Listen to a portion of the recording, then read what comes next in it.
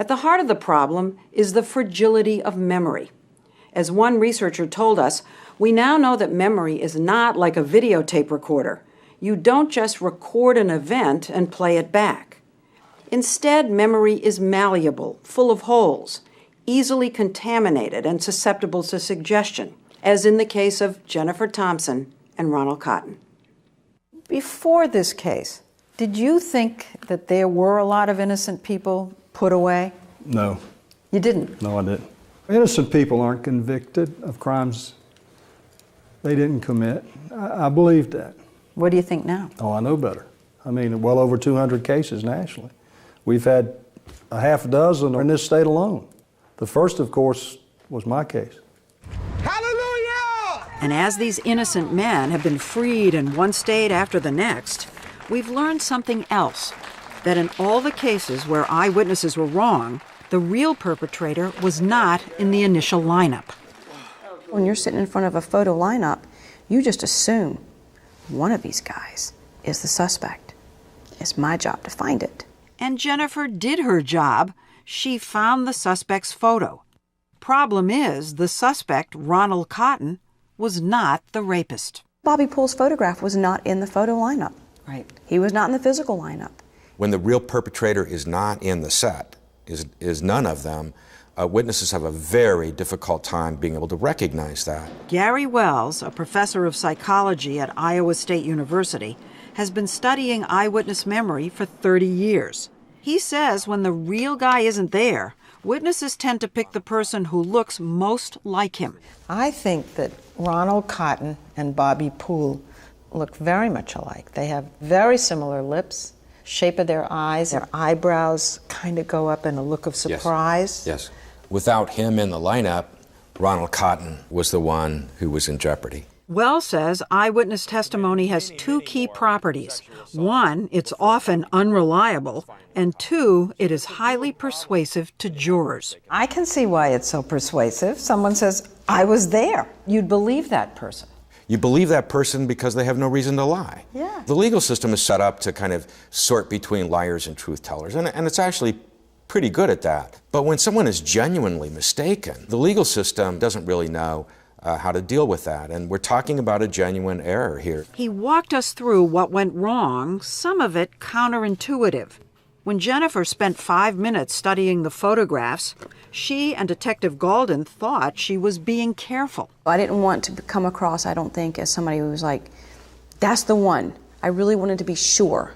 Wells says no good. Recognition memory is actually quite rapid. So we find in our studies, for example, that if somebody's taking longer than 10, 15 seconds, it's quite likely that they're doing something other than just using a reliable recognition memory. So you're saying if she really recognized the guy, it would have been almost instantaneous. Quite quick, yes. He says a better way would have been to show Jennifer lineup photos or people one at a time, so that she would compare each one directly to her memory rather than to one another. Wells showed me a study in which more than 300 subjects were shown deliberately shaky videotape of a simulated crime. You look out a window and you see some suspicious behavior. What happens is we tell them later then, this person that you saw right there put a bomb down the air shaft there. Then subjects are shown a lineup and asked to identify the bomber. That would be so hard. And Very I difficult. just saw it.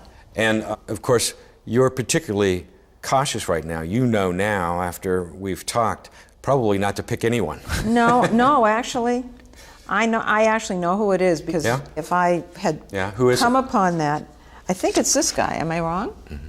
Am I wrong? Yeah. I'm wrong? Yeah. Okay, so there you go. And I'm already saying how hard it is. It's none of them. It's none and of it's them. it's so, and you Isn't know that about bizarre? it. You know about this. We've talked about this.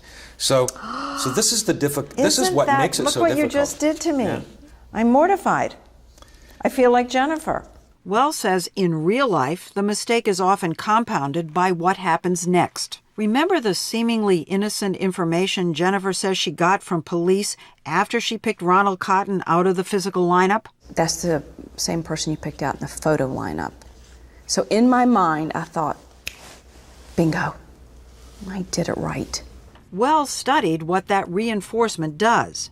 After half his subjects did what I did, picked an innocent person from this lineup, he told them nothing, then asked them questions about what they had seen.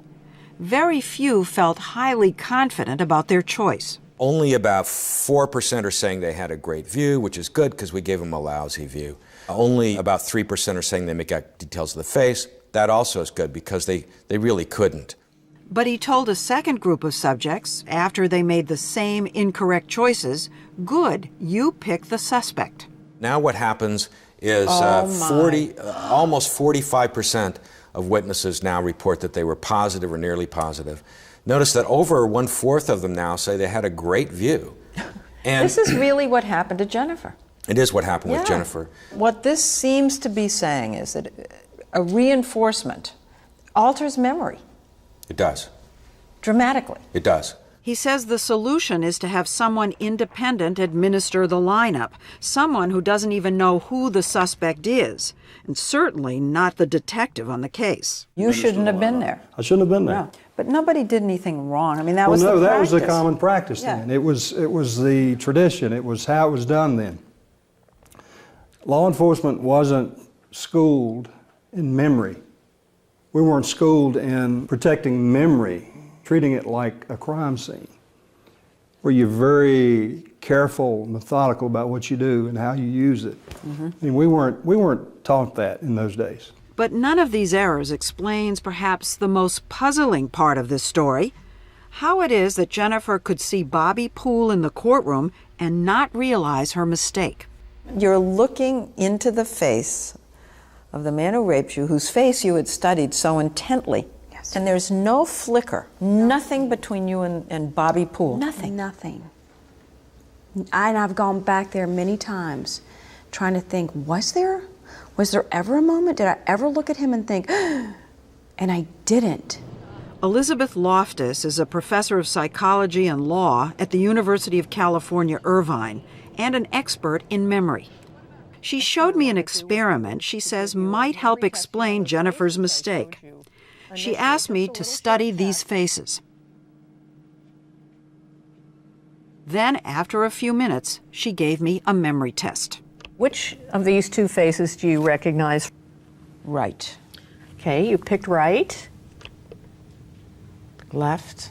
You picked left. I Okay. said left, but I wasn't 100% sure. And then, the tricky part. Oh. Well, I'll tell you why I'm stymied. Because I just picked this one on the left 2 seconds ago. But now I'm not sure, because those two look very much alike to me. But I'm going to tell you the left. But I was wrong. It was the one on the right.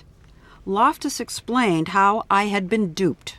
You saw this face, then I gave you a test where I presented you with an altered face, along with a novel one. So I pretty much induced you to pick a wrong face because I don't even have the real guy there. It's an altered version. And later on, when you now have a choice between the altered one and the real one, you stuck with your altered left choice. This is exactly what happened to Jennifer.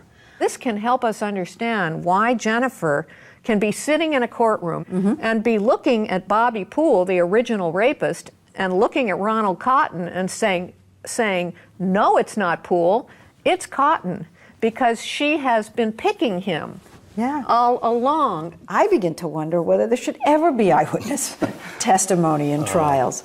Well, because of the tricks that memory plays. yeah. I think what's important, though, is to understand that, know that.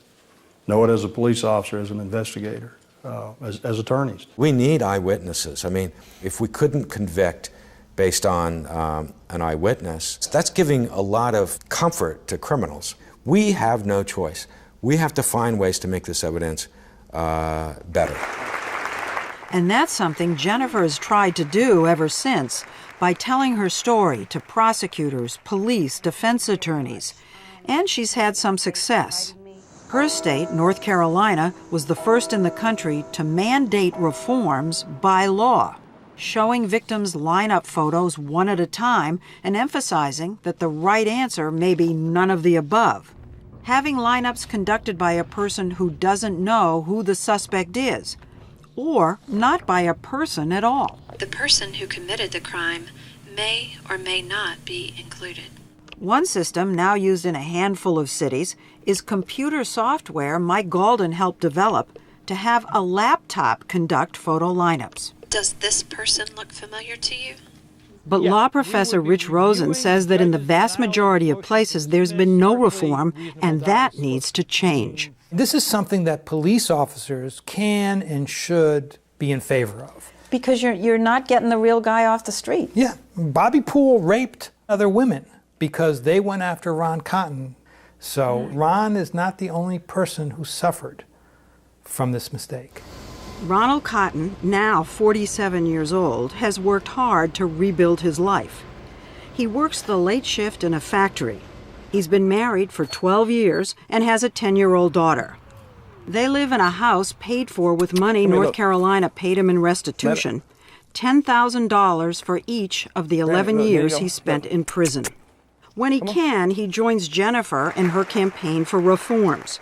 One of the most amazing things to have come out of this miscarriage of justice is the most unlikely of friendships.